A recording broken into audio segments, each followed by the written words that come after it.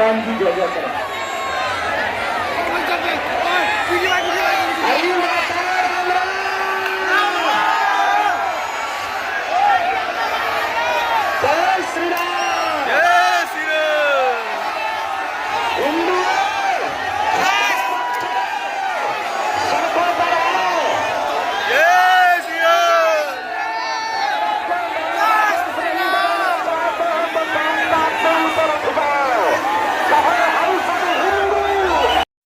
करते हुए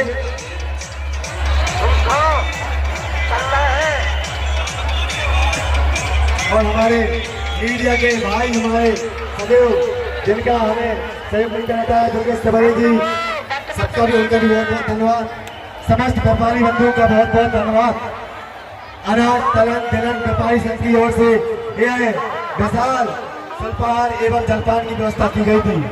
मैं समस्त व्यापारी संघ का बागेश्वर धाम के पीठ की तरफ से बहुत बहुत धन्यवाद करता हूँ। बहुत बहुत धन्यवाद जिन्होंने हमारे भारत रत्न में सिद्धे बाबा साहेब उनके चित्र पर जो मान्यता हुई है उसमें व्यवस्था में सहयोग किया है।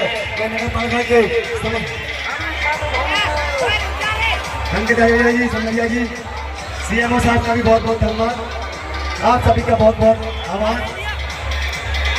अब हमारे के CMO साहब हमारे दिनेश तिवारी जी हमारे